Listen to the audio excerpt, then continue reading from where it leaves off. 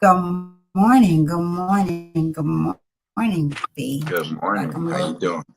too hot. Okay, how's it Good. going? It's going good. How you doing? What is going on? I'm good.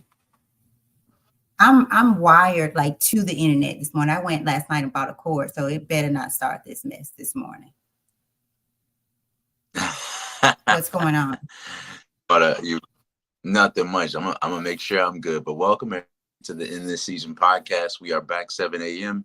Central Time. I hope y'all are got all the crust out of your eyes because we're gonna jump into it today. But I hope y'all are doing well. And Mom, I'm glad to hear you're doing. When you first said I'm wired, I was like, oh, she got her coffee in early. I thought she meant wired, like I'm up, No. I'm at it. But she mean you hardwired into the internet. Yes. Okay. Went and got an old school cable, so it better act right. It better act right. I'm gonna make sure I'm good, and we can jump right into it. Okay.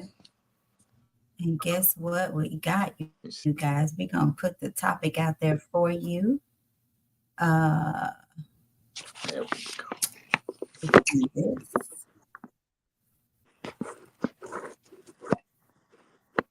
All right, so we are live. Yes, we're doing it. You over there, Brandon? Yeah, all good. Okay, y'all I'm bear all with good. us. We Yeah. okay. All right. So good morning again. Thank you guys for just giving us that moment or that minute. Hopefully, our I guess I don't know what you call it. It's not like they had a Whatever choice, this right? is. It's not, Yeah, it ain't I like just they hope had a the choice. internet does better this morning. I just hope it does better. All Yeah, right, let's yeah. rock right into it. So I'm gonna put it right out here because we're gonna give them what it is.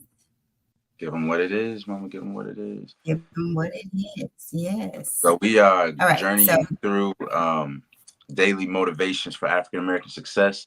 That's by Dennis Kimbro, best-selling author of Think and Grow Rich: A Black Choice. Some of y'all might have read Think and Grow Rich by Napoleon Hill. Um, a spinoff of that, more tailored toward the Black experiences, Think and Grow Rich: A Black Choice by Dennis Kimbro.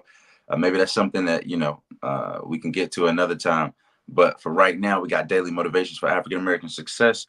This is where we go through a short, powerful motivation, one for each day of the year, that leads you to discover how to use the present moment and your own gifts to transcend labels, cultivate a positive attitude, and become wise enough to know when to say yes and when to say no, and most importantly, how to look inside for answers to life's challenges. This will help you focus on the thoughts, the attitudes, the deeds that'll lead you to the achievement of your true goals, not the goals that the world set out for you, not the statistics that they want you to be, but your true goals. It helps us assess and figure out exactly what those are, and how to manifest those in your life. So each motivation begins with words of wisdom from such distinguished and celebrated African Americans as Malcolm X, Marion Wright Elderman, Charlene Hunter Galt, Mother Hale, Reverend Leon Sullivan, and hundreds of others. So this treasure trove of practical inspiration will give you fresh encouragement every single day of the year, but what it teaches you will last you a lifetime. So thank y'all for rocking with us one more time this morning. It is March now. We plan to just do this for Black History Month in the month of February. We got a lot of views, on the YouTube, on my mother's Facebook page. Not so many on my Instagram live because most of my people, they like my age. They don't wake up. So we're gonna have to get that up too. But they don't like to wake up. But we'll I make sure feel that it like it's gets to been them. really good though. No, it I think has. your It has. We Instagram has actually been got a really lot of we got a lot of people watching after the 7 a.m. Like a lot of people comment right, and be right. like, hey, that really helped me and things like that. But I think it's powerful for people to go ahead, wake up, and experience it live. So we're gonna make sure to reach out to some people and be like, hey, wake up with us.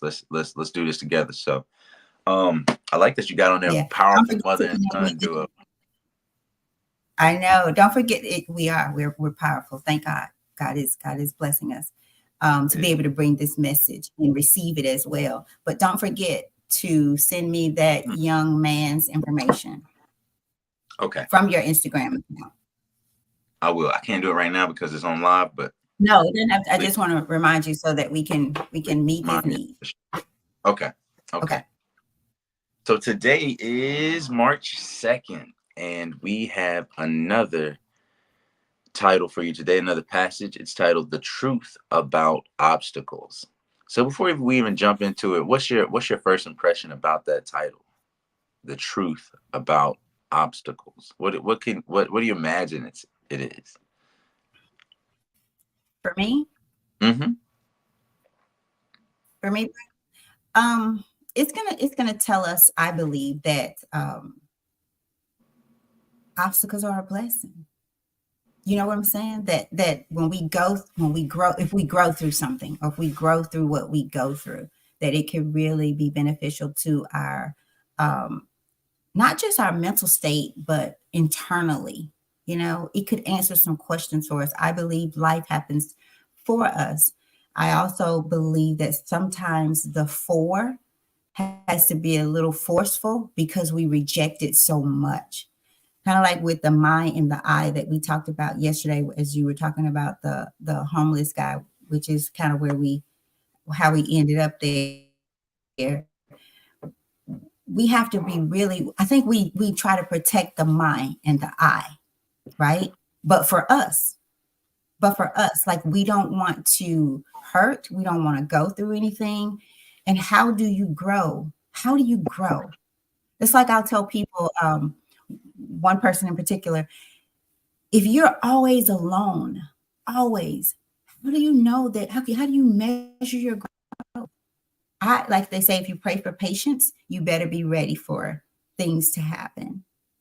So I just believe life is, we should be a student to our lives, our own life, not just keep our mind focused. I think when we look outwardly, it's a way of avoiding the need to look inwardly Mm, and determine what's going on in there. Like, I'm okay. That's why people, I think, not everybody, but I think that's why people are so eagerly to show up when somebody is going through something, because now they get to shine. Well, at least I'm not going through this. At least my life's not this. Even subconsciously, they may say that. So yeah. I just think it's going to teach us to embrace obstacles, to Hmm. embrace When, them. when it says the truth about obstacles, I've been doing your thing that you say, flipping the coin. Hmm. The truth about obstacles makes me think about, okay, what are some of the false perceptions that I might have in my head about obstacles? I've been having, various obstacles, but as of late, but to be honest, I feel like I'm blasting through them. I don't feel like the obstacles are impediments to my progress. I feel like rather they are, stepping stones. Like they look like mountains, but the more that I cross them, the lower that they become in relation to my ability. And so they become stepping stones instead of mountains, cracks instead of valleys. So I've been again feeling like I've been blasting through obstacles mentally, spiritually, emotionally, and I got sparring today at MMA, so hopefully physically too. And but it makes me think about what false perceptions we might have about obstacles. So without further ado, if you good with it, I'm gonna jump right into it. All right, let's jump right into it. So our title again today is "The Truth About Obstacles." And our quote today is by none other than the abolitionist Frederick Douglass. If you live in My Memphis, God. if you live in Memphis, the Douglas neighborhood is actually named after Frederick Douglass. Um, so if you, yeah, Really? yeah, yeah, it is. A lot of people don't know that, but the Douglas neighborhood is actually named after the great Frederick Douglass. There's a lot of history in that neighborhood, and specifically my great grandfather um, did a lot of work in Douglas and built a lot of that community as far as the housing that's over there, had a church and some other stuff. So Douglas is important to me in discovering my own history here in Memphis. But yeah, Frederick Douglass is the abolitionist who gave us our quote today, and the quote is, "If there is no struggle, there is no progress. If there is no struggle, there is no progress." An orthopedic surgeon will tell you that a broken bone, if healed properly, is stronger than the original bone. Did it ever occur Mm. to you that without rocks and pebbles and a stream, there would be no music of running water? It's the obstacles in the path of the water that causes the babbling brook. If a stream is to be made useful and serviceable, what is the first thing to be done? The hidden power of the water must be released. Immediately, an obstacle must be put in its path. A dam must be built. The water is then backed up and given depth. Now the strength of its flow generates power. As a result, factories can be operated and goods produced. The water now has begun to provide a useful service. But remember, it could never have become useful in this manner without the obstacle in its path. You and I must form the habit of accepting discouragements and hardships as only great opportunities. Just as there is no physical power on this earth strong enough to hold a moving stream, there is no obstacle strong enough and powerful enough to hold back the stream of your life. If the sand didn't irritate the oyster, there would be no pearl. So that's our passage for today and our affirmation for the day that we read 3 times. One for me, one for you, and one for the person that you're going to send this to. The affirmation is, I now realize that strength grows out of struggle. So it's going back to that Frederick Douglass quote. Our affirmation is, I now realize that strength grows out of struggle. And last time, I now realize that strength grows out of struggle. So I guess you were right, Mom. Did you read But before? Huh? I did not. I did I'm not. just messing with you. I'm messing But with what does your book say? What does because I'm telling you, so Frederick Douglass is one of my favorite people, you guys. And when you said that, so I did not. Of course, I put the title out there, but I did not go forward. But if you've not studied or read about Frederick Douglass, you guys, he one of his my favorite sayings of his, why you can have my body, you cannot have my mind. And I had my soul you. sister tell me when we were when we were starting up our friendship. If you want to learn about soul sisters, look on my page or go look up soul sisters. She said, "I believe you are a Frederick Douglass Republic."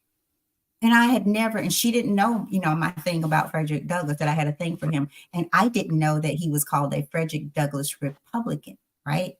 And Yeah. so if you want somebody to study, or if you just kind of want to, do something different today, rather than watch TV or listen to some foul music or something like that, look up Frederick Douglass. It will truly bless you. So, just from the book, where this book has taken us previously, when the truth about obstacles, to me, that's just saying what I said earlier, is that like the truth be told, right?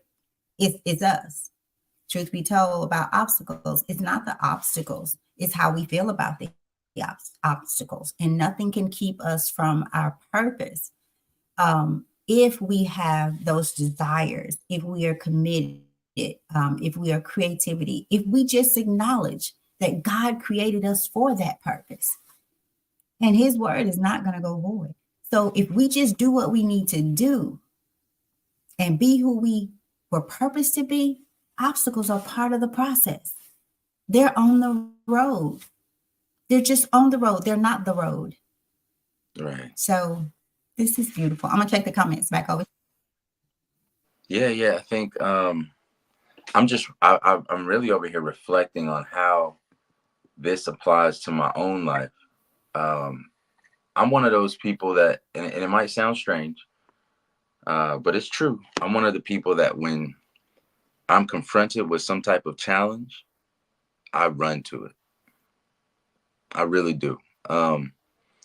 Not because I'm just enthralled by having an obstacle or a mountain to climb or anything like that, but I think it's because internally I know that growth comes through struggle, and I see it as an opportunity as much as I see the workload ahead of me.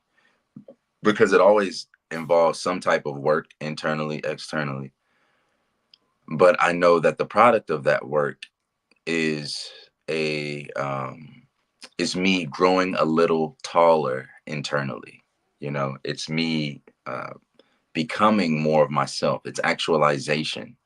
It's me being able to have an opportunity to fulfill another another facet of my identity, right? Like or my experience, right? So every Mhm. experience that we go through, specifically every challenge that we go through, I think molds us, shapes us, and if we conduct ourselves in excellence with that situation, with that challenge, it can really beautify ourselves, our lives, our situation, our experience. So just like that pearl, the irritation, I don't know if y'all understand how a pearl is made inside of an oyster. That's when a piece of sand gets inside of that oyster and it irritates it inside of its shell to where it starts to build a callus of minerals around it, you know, different minerals, one in particular, but that it starts to build it around it and it becomes this smooth and beautiful encasing around that sand. So beautiful that people will, you know, spend millions of dollars searching for them or cultivating them or propagating them and trying to recreate them. They come in black pearls and white pearls and, you know, different, almost not translucent, but reflective and rainbow colors. So it's not saying that every challenge is going to be the same or that the outcome is going to be the same color or the same shape, but the outcome is often greater um, than what created the situation. So that's why I kind of push through things. I when I see a challenge, I address it. If I have an issue with somebody, I'm very much direct. If I have an issue with a situation, I'm very much direct. And I had a situation like that yesterday, where I had to confront a group of people, and a group of people had to confront me about a very challenging subject, a very touchy subject, and I think the way I was very proud of this group because the way that we conducted ourselves in that situation, the way I conducted myself, the way they did was full of such maturity, compassion, and responsibility, the ability to respond to a challenge that was before us. And I think we did it with flying colors. I was very proud. So to see that yesterday was very encouraging for me, that this huge, and because it's a more personal thing for them and for me, I'll keep the subject matter, you know, close. But to see how it was handled was encouraging to me, because I was like, man, this seemed like a very daunting task, or it could have been perceived as such, but there was just something inside of me that said, nah, this is part and parcel to the process of growth. And if you run Mhm. away from growth, then you are denying your you're not denying, you're dying. It's worse than denying. If you're running away from growth, you're doing the opposite of growth, which has to be death. You know, the taking away of yourself, Mhm. the a catabolic nature of decrease instead of increase, of lack instead of abundance, of fear as opposed um, to love. And so yeah, that's kind of where I am with it. I don't want to be too long winded, but that's what I receive from hearing this, It and how the book is following my life in a sense. Mhm. Like I feel like the Mhm. book is, and some days it follows it uh Mhm. preemptively, and sometimes it is a comfort. It's showing up to be a confirmation afterwards. So in this Mhm. situation, I feel like the Mhm. book was a confirmation, and was a what's the right word, like a stamp of confirmation at the end of something, saying, okay, cool, job well done. You know what Yeah, I mean? yeah, So that's where I'm getting yeah. from it. I it's interesting because I was sharing with a friend, well, actually someone who's been listening from day one and just really involved in this process that we're doing and this thing that we're doing. And I was sharing with her that without going into too much detail, I said, I for such a time as this, because I truly believe that because we've journaled through this, the timing for this, you know, I always say, I've been trying to get you to do something with me, do something with me. It wasn't time. It wasn't the time. We needed this now. And so I also thought about this, where it says, a surgeon will tell you that a broken bone, if, I'm going to say this, a broken bone, if healed properly, is stronger than the original bone. So let's change this up, as I like to do. God will tell you that a broken you, if healed properly, is stronger than the original you. Right? So there is beauty in brokenness. Why? Because it allows God, and it sounds maybe a little bit strange, like, why does our great creator need to rebuild us? Because us don't know who we are, and us don't know who created us. Because if us did, we wouldn't look at the obstacles as obstacles, an assignment rather, part of the journey. So I'm going to read that again. The surgeon will tell you that a broken bone, if healed properly, is stronger than the original bone. So we got to heal. That's what's wrong with us. We are hurting people about things that are not even happening anymore. They're happening in you because you are keeping them alive through your thoughts, through your actions. Right? It makes me think about you and your pain in your legs, and then you find out, or your knees, or whatever that was at that time. You go to the doctor, and the doctor says they're just growing pains, and then you welcome them because you want it to be tall. So, do you want to heal?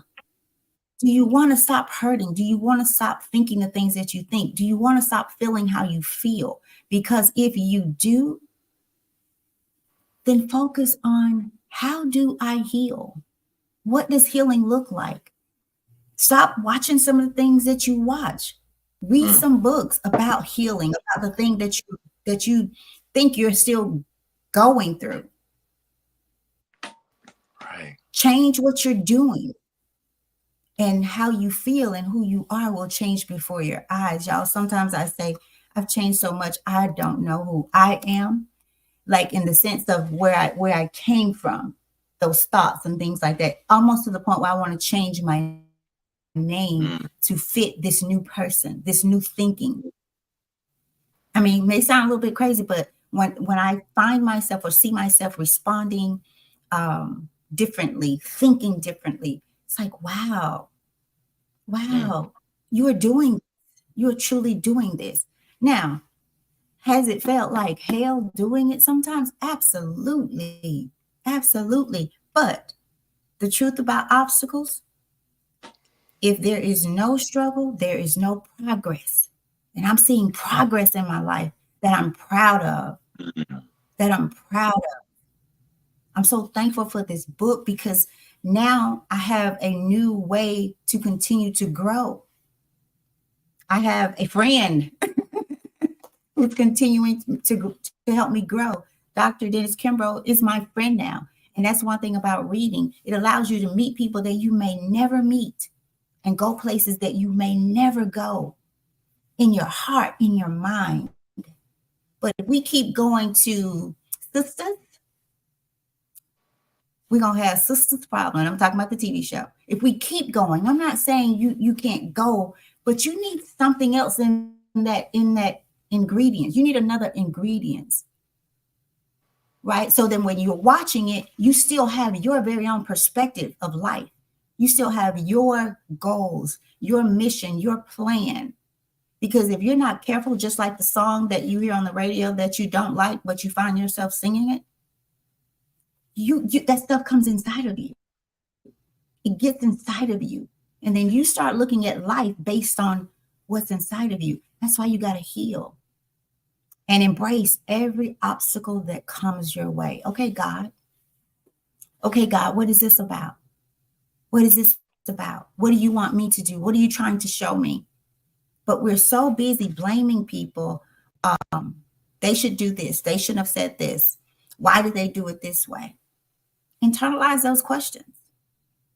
Internalize that obstacle. Make it about you, because truth be told, it ain't them. It ain't your environment. It ain't your mama. It ain't your dad. It ain't your grandma. It ain't your child. It ain't your friend. It's you. And when you realize it's you, it's no longer them. But more importantly, you don't even worry about if it is them, because you're responsible to heal. You're responsible. And once you heal, you give people the space to do the same if they are committed and if they want to. You give them the space to do the same, because what you'll learn, those who want it, they will attach themselves to you in some kind of way, even if it's just a little bit. Those who don't, they will detach, they will run away, they will disappear. It'd be like you never knew them. And that's on them, not you. So do you, boo. I'm gonna say that. Do you, boo. Embrace those obstacles. Mom, you so cool. I'm gonna check the You're comments. so cool. Back over to you. Yeah, I think that there is in the imperfect, there is purpose. Right? Like there's purpose in the imperfect. We have Say this that again. in the imperfect, there is purpose. So like that's just what I'm thinking. We have a natural inclination to make things better. But I think sometimes we misunderstand or misappropriate our energy to making it worse. So I think what I mean by that is like a challenge. We see something that's wrong. For example, or no, even before that, somebody can give you a million compliments throughout your life. Let's say it's a family member. They could say, "Hey, you so smart," or "You, I like how kind you are. You were always a very kind person," or even some material. "Oh, I love those shoes." They can give you a million compliments every single day, and you'll say thank you, and you'll go about your way, or you'll give them a nice little compliment back.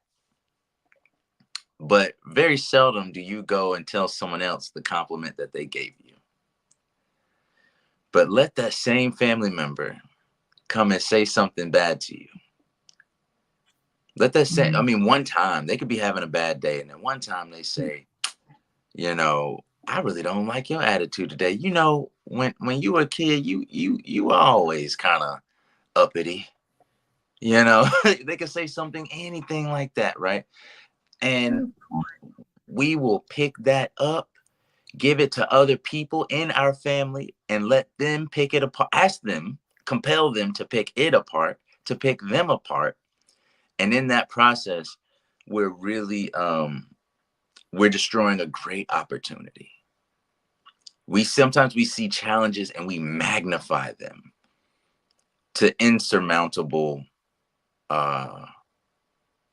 measures, at least perceptionally.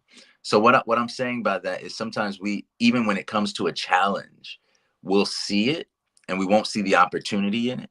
When it comes to a challenge, even though we have this natural, like we're acting out of emotion, as opposed to letting our emotion inform our decision. We're letting our emotion make the decision. Did you know that your heart has brain cells?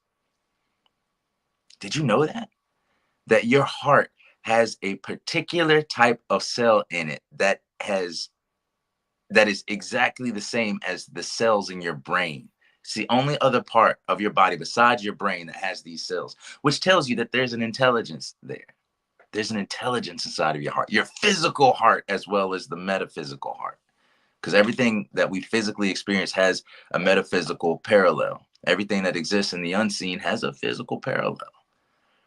So I think by letting our emotions by listening to them and letting them inform our decisions, we make better decisions. So when we see a challenge, we have that natural inclination that something is wrong. I want to make this right. But how we go about that is different. So I think people approach challenges in two ways: in ways that are corrective and constructive, and ways that are destructive. So when we see a challenge, are we magnifying it? Are we going around and telling everyone else about how hard this challenge is? Are we complaining about it? Are we giving it more power than it deserves and putting our energy there, as opposed to using our energy to correct and construct the situation to a better narrative, to a better experience? So I know that's a lot to contextualize, but when we see challenges, how do we approach them? The hurdler. Have you ever tried to run a hurdle in track where you got to run, you got to jump over the hurdle, jump over the hurdle? You can see the doubt in people's faces before they hit the hurdle. Like if they jump over the hurdle and they don't quite make it, look just before they stepped over that hurdle. There's an ounce of doubt. Or when someone misses a free throw, right before they release, you can see this ounce of doubt, because there's a point where you meet that challenge, but that second of doubt, that second of I don't know if I can do this, will change the trajectory of the ball. So are we approaching these challenges in good faith, with a good disposition on the outcomes? Because I do believe that impacts the outcomes, and I do think that there's purpose inside of the imperfections, because only one is perfect. But it is our striving to return to that one consciousness that presents the challenges and obstacles before us. So how we approach those determines on whether or not we get closer to that one or further away from that one. And each challenge is a test and a trial for us, and it's decisive on whether or not we come closer to the one or further away. So think about the approach to challenges, not just the truth about it in perception, but also how it is in deed and in action. How do you approach obstacles? And change that narrative in your head. Change in the story of your life, you are the protagonist, right? Challenges to your goals are not the antagonist. They are your friends. They are the co-conspirators to your own growth and your reaching of your destination. They are the tools by which you build and forge the house of your legacy. So even if it seems insurmountable, or it seems like, man, I don't know how I'm gonna get past this, say, how can I get past this? There might be a million ways that this will not work. Might be a billion ways that it will not work. But guess what? There's one way that it can. And focus your energy on the one if you want to return to the one. Put all of your faith in the one so that you not be divided. You know how you destroy a man's dream? You give him two. So one foot goes one way and another goes another. Brandon, and know how to destroy our purpose is to allow us to think that we serving two people. It's to serve two people, or right. two, and I won't even can't serve two lords. But like we serve ourselves, but we say we're serving God. Right. You know what I'm saying? So when you're trying to serve yourself and God, you're not gonna win. I want to point out the pebbles here. I think that's what they use, the rocks and the pebbles. Did it ever occur to you that without rocks and pebbles in a stream, there would be no music of running water? Think about that, because this changes my perspective of the rocks and the pebbles. And it makes me think about our journaling through the scripture Thursday. Virgin conception, virgin birth. You know, it made me think about that. And it changes the perspective because, and I won't get into that, maybe in a different show. But when I heard it, boy, I think about the sound of the running water. And we hear that, but we don't really ever think about what is making that happen, you Mm, know? So it makes the rocks and the pebbles more precious, more mm. precious. So, all right, Brandon, you're looking for a book, You, aren't you? yep, you remind you reminded me specifically, and I know we don't want to Is get it my into book? that. Is it my book? No. I got Yeah, mama. is it my book? These are Qurans, mama. I got so many Qurans. I'm telling you, I'm not even Okay. playing with you. Okay. Look, I got them in Spanish. I just got a ton.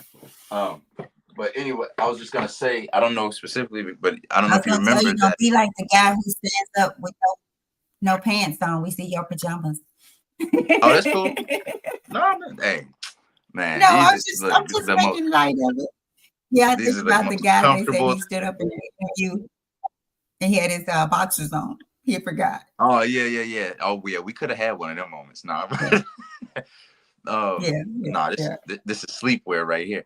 But no, about that, when I just want to say something real quick. When Mary shook the palm tree, and then it says from beneath her she heard the Mhm, voice, a stream, a stream comes between you. I just wanted to remind you that that was a stream. mhm, And so you mhm. said you were interested in the stream, and I just wanted to make sure that maybe we don't do it now, but make the connection to go back and read about why that was there. Why did they discuss a stream?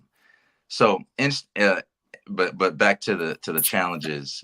So would you do me a favor? Would you do Yeah. me a favor if we have time? Would you, so you guys journaling through the scriptures, we studied Mary on Thursday, right? And so Mm-hmm. Mary, will you tell the story about Mary being, so Mary, there's a chapter in the Quran called Mary, about the woman, about the only woman. Would you tell that story? Well, so the Mary, the mother of Jesus, is Mhm. a is a very respected figure in Islam. So much so to where she is, while there are multiple women that are mentioned in the Quran, she's the only one mentioned by name. So she has a specific distinction amongst all of women, and she's considered to Muslims the greatest of all women to ever live, as far as in deen or in faith and in character and in righteousness. So Mary, that's the part you wanted me to say, or did you want me to convey part of her story and her challenges? That's enough. Yeah, that's enough for now. Maybe we should do something on that because just I had never it opened my eyes in so many ways and like going through this journaling through the scripture, all of us together. When I go back and read my Bible, I see more. Like it has brought about more understanding. Like again, we're talking about the virgin conception versus the virgin birth, and I think I'm saying that right. Um, Right. but you guys, it's so beautiful. And down from the Hold on mother, one. Mary's mother, wanting Mm-hmm. to have a child to dedicate to God, but she thought that Mary would be a boy. And after having Mary, and she's a girl, and I don't know if this part is in the Bible. What's going on with you, Brandon, over there with your Oh, it's cool. I had to deal with children. okay. What was it that the babies, what Yeah. was it that her mom said, asked God to keep her? What was a prayer from Mary's mom? That to for Satan not to touch her before she was Satan not to born, for Satan not to touch her and be able to address her in any kind of way. That was the mother's prayer uh, before Miriam or Mary was born. So there's insights given so I to thought it was after she was born because she wasn't a boy. So it wasn't, so I missed part of that. I got that wrong then. It wasn't, she didn't pray that prayer after finding out that she was a girl. no, this was for No, any whatever it the was child before. was going to be. So she Okay. was Okay. dedicating this child to God. So Mm-hmm. Mary's mother, a pious woman, from the family of Mary's from the family of Imran. uh, she asked for a child, and she was going to dedicate this child's life to God. Mhm, Everything about this mhm, child, she's mhm. like, Lord, this is yours. And may the child not be touched, by Satan. But in those times, specifically those times, because of just more older styles of living, where we didn't have all these comforts of life that create more of a balance, in ability of women versus men. But back then, it was seen as a very, as if you're asking for something to give to God, then God's going to give you the most powerful thing to give back, which by the perception of men was to have a male child. Mhm. Male child can work, Mhm. can create with the family. A female child Right, usually would be married off to another right. family, and she would become an asset to another family, and not so much as a growing that was an investment that you had to give away, as opposed to the Mhm. male who would come up in the family and build the legacy of that family name. Right, right, So right. when she was dedicating a child, and then when she had the child, she found out that it was a girl. She was like, Lord, I thought I was dedicating this to you, and you gave me a And you would make girl. it a boy. You would make her a boy. Right, Yeah. right. And in the Quran it says the male is not like the female. It is a clear distinction. It's not as confused as Western society is today about what is a woman and what is a man. It says distinctly that the male is not like the female, but it doesn't assign value more to one as opposed to the other. And I think it was a counter example to the perception that a man is more valuable than a woman. That might have been that perception at that time. It in that blessing gave her Mary, and then she was instructed uh, that this would be a pious child by the angels, that this would be someone Mhm. who's renowned and elevated above all worlds, not just the world we experience, but alamin, all the worlds. So um and then she later on So, had Jesus. And what a challenge that was, right, right? Like what a challenge if we're right. talking about That's challenges and exactly. obstacles, that a woman would be That she went given through. exactly, like imagine that, being given a child without having had sex, without a man having touched her, you know, and what that meant during that time. So yeah, we're a little used to it today, where women have children out of wedlock. We're used to it. It's normalized, unfortunately, because there. I say unfortunately because there are detriments to that child, to that mother, and to the father, for doing it this way and not having commitments. But in that time, you could be stoned, you could be killed, you could be exiled, because those type of behaviors are catabolic to the the culture of the community that is so Mhm. fragile, um, much more fragile and less resilient than we have today. So what a challenge it was for her to be with child, and no one, and claiming that no one has touched her. So the people came to Mary and was like, she said, they said, oh, sister of Aaron, sister of Aaron is Moses's, is a reference kind of to Moses, and possibly to her own brother. But you, sister of Aaron, meaning you come from pious people. Your mother and your father were not unrighteous, and were not unchaste, or were not undignified people. Basically, they were noble people. How are you doing such a thing?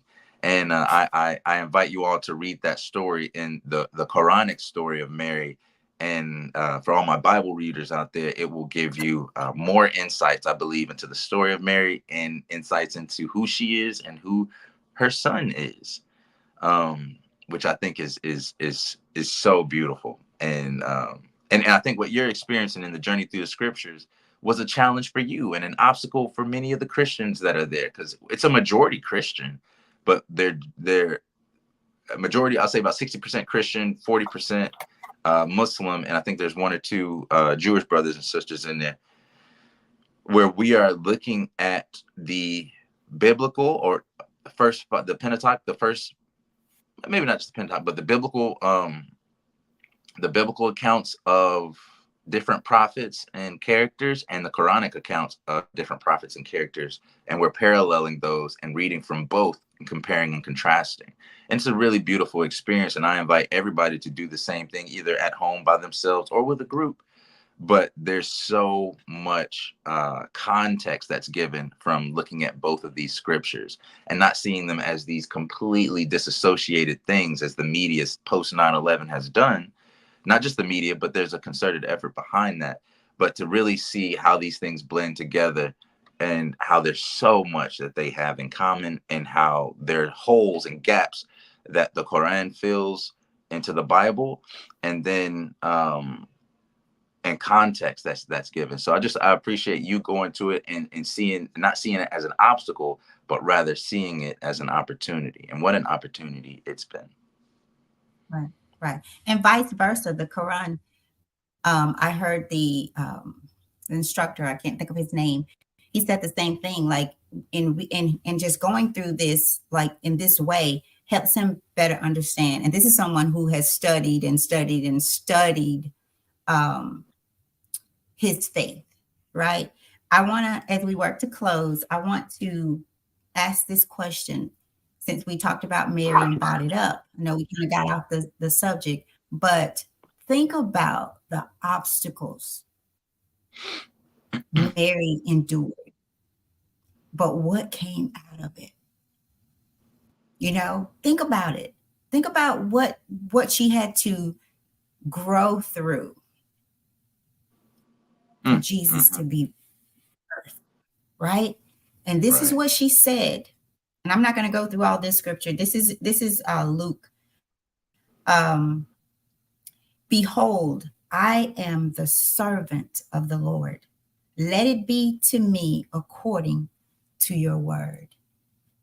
Just imagine if we weren't going through something, feeling some kind of way. I am a servant of the Lord. Let it be. Let it be. And when you say that, what you're saying, God, whatever you're doing, whatever you're touching, whoever you're growing through allowing me to grow through this as well, let it be. Come on, let's do this. Let's do this. Let's knock at this wrong door. If that's, what you want to say, we talked about knocking at the wrong door. Let's do this. Come on. What did she say? What did she say, Mom? What did I say?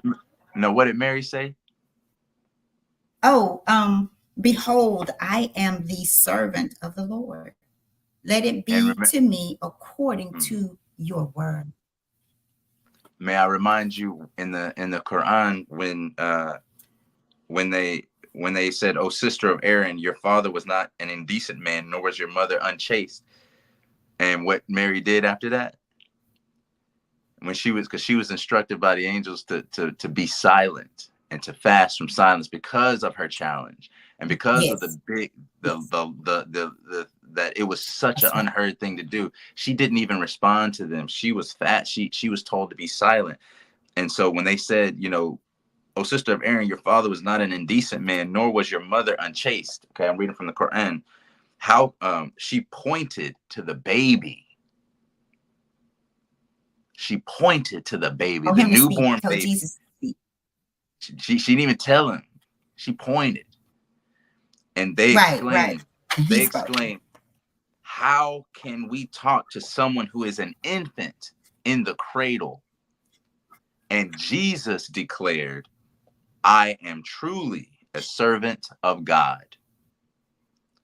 He has destined me to be given the scripture and to be a prophet. He has made me a blessing wherever I go and bid me to establish prayer and give alms tax as long as I live and to be kind to my mother. He has not made me arrogant or defiant.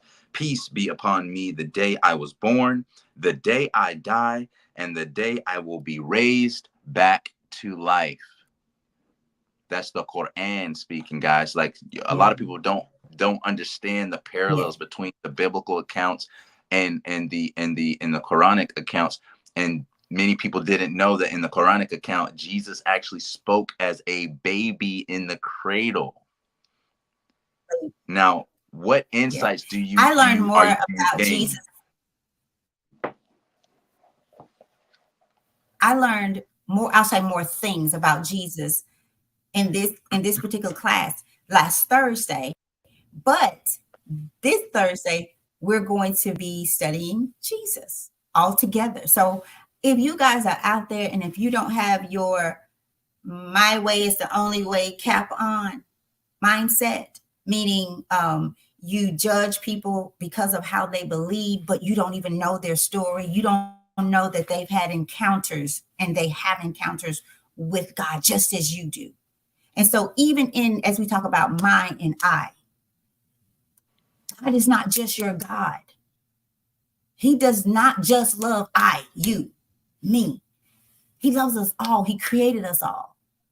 And who are we to say that you have to be a Catholic? You have to be a Baptist.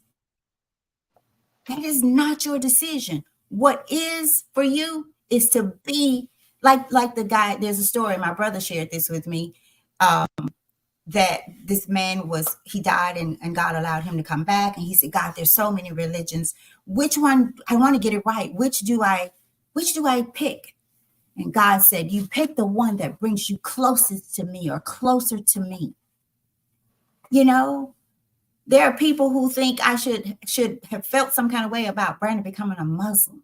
I used to watch Brandon 5th, 6th grade study the Bible. I mean, he would sit for hours and read the Bible. Y'all, I know we're getting so off topic here, but we're right where we're supposed to be, right? I don't know why, but I'm gonna leave it with this before we get too windy. And I know yours cuts off at 8. Think about Mary. What obstacles did she face? Okay. But what came out of it? What was the progress of it? And how did she do it? I think you bring up a great point. Be quiet, silent, pray. Because like you said earlier, sometimes we'll take that thing and run with it, that negative thing and run with it. And But tell how everybody often do about it. we sit in positive, right? Or even just a show like this. If we would have been talking about men and women, relationships, clubbing, thugging, all of that, we'd have thousands of listeners. But what we're giving you is the meat that you need to thrive in that relationship, which is you. Relationships not working because there are not two people there. There are half and half. So there's one person. You can't do a relationship with somebody if you're just one, right? That's the only time 1 + 1 becomes 1. When you're becoming one with a person, sharing life, you begin to walk to the same beat, right? But if you are filled with, if you're afraid of obstacles, because trust me, to grow a relationship, you're going to go through something. But instead of going through it, you should have a mindset that we're going to grow through it, whatever that may be. So y'all, it ain't, truth be told, it is not your environment. It's not your daddy. It's not your mama. It's not your job. It's not your friend. It's not your sister. Truth be told, it is you. But you don't want to hear that. How we do it? You don't want to hear that.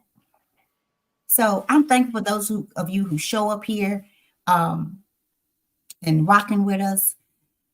It's something to keep this going. I was working last night for a couple of hours to make this happen. I don't get paid to do this. I do it because I am a servant. I am a servant. And I want you to heal just as much as I am healing. I am continuing to heal. That's why I do this. Because I am a servant. And whatever he says will be. That's it before I get gone here today. I know I'm about to say amen and be giving you all kind of, if you need a witness, I got you. But I think we really want to, I don't want to gloss over the silent part. How Mm. just think about the position that Mary was in at this moment. And if she would have ran, because she was in a stressed state. She was in a stressed state, specifically in the Quranic account, because she was like, why is this happening to me? Before she got to the resolution of, I'm good with whatever happens. But imagine the state that she was in to be to have that obstacle before her, where she's pregnant with a child. She has to explain this to her people, that are very strict on piety and on etiquettes and on family and honor. When you talk about honor killings, I mean, God forbid, right?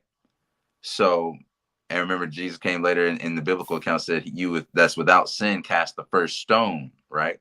But don't gloss over the silence, because imagine if she would have got that negative thing that she felt, that what she thought was, like I said earlier, she was inclined to think it was maybe a negative thing, that was going to be a negative experience for her. If she would have carried that to someone else and said, hey, this is what's happening to me. And then she would have went to somebody else, hey, this is what happened, and magnifying the negativity of it, right? At that time, let's consider what may have happened. King Herod was looking for the prophecy of the firstborn. He was searching for this child, this messianic prophet that was supposed to come and be the king of the Jews, the Prince of Peace, and all these, the King of Peace, and all these other things. So he wanted to kill those firstborn, similarly to how Pharaoh of Egypt was looking to kill the prophecy of Moses being born. Very similar accounts, correct? So had she been out telling everybody, I'm with child, this, so you don't think that would have got back to King Herod? So let's really think about, there's such blessings in having the Brandon. understanding to look inward and to know whether or not to say yes, to say no, when to be silent, or when to speak up. Discernment, your emotions should only inform your decisions, not make the decisions for you. Were you going to say something, Mom? Right. Day 25, dear Abby, I will be particular regarding whose advice I accept. And I feel like her being instructed to be silent, like you said, the more people you go and tell, the more you're going to get those opinions, right? And right.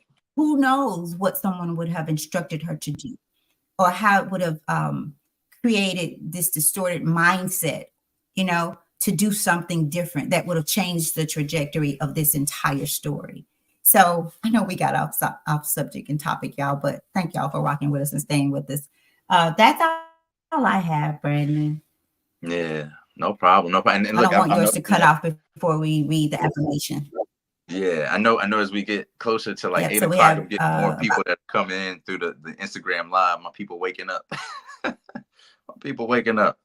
Tell them to go back and listen. Yeah, everybody out on that Instagram live, man, y'all go back and check this out. It does come through on YouTube. Just search "In This Season," the letter "In This Season" podcast, and you can find all, what is it now, 32 or 30, all 30, 32, something like that, days of our reading Dennis Kimbro's Daily Motivations for African American Success. And again, if you are not African American, it does not mean that you are not invited to the cookout. You are here, so you might as well get you a plate. And what I'm talking about, a plate, is get you some of this good daily motivation, because it can apply to you too. Just like you might rock the hip hop music and you like the culture and the innovative things that African American culture, and you benefit from it in American culture, you can also benefit from this too. We are not monoliths. We are all human beings, and we bleed the same same color, the same blood. We have the same experiences, the same feelings and sentiments. So please keep on rocking with us and bring some more friends. So again, just to close us out, y'all, the quote, or the title today. Hey, Brandon, because this is leap. Hey, Brandon. Brandon. Yes.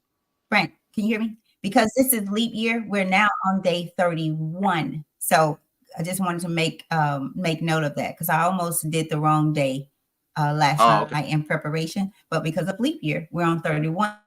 today is March 2nd. I just found that interesting because leap year. Right, right. I didn't. Take a leap of faith I was trying to and do the everything counts else. in my head.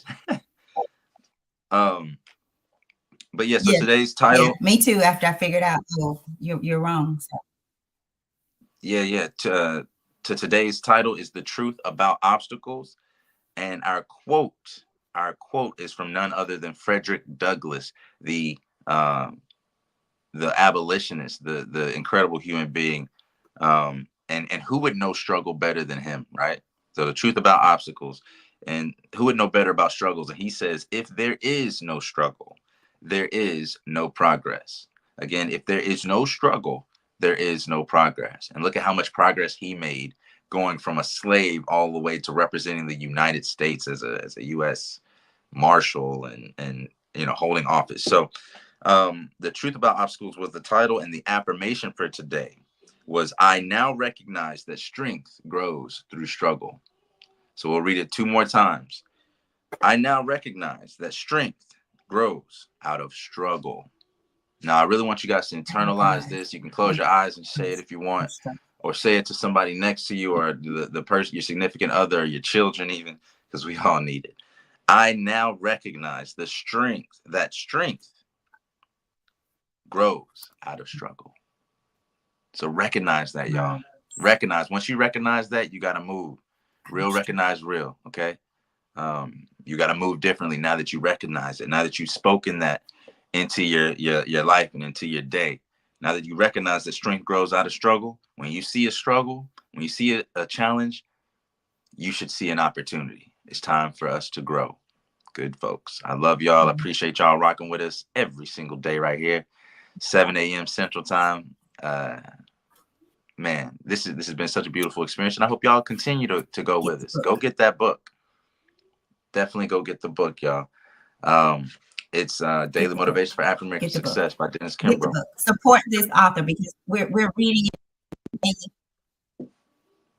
Right. Support the author because we're giving you his book really for free. So let something beautiful come out of this. Support him. Support him. Buy That's right. this That's a book. good point. If you buy for someone else, bless someone else. Buy 2. Yeah. And if someone's out there listening, you cannot afford it, inbox me. Between you and I, nobody has to know. I will buy it for you. So bless you. Same here, Bless y'all. you. Thank you guys. Bless you. All right, y'all. Appreciate y'all so much. We'll see y'all tomorrow. Same time, same place. Okay.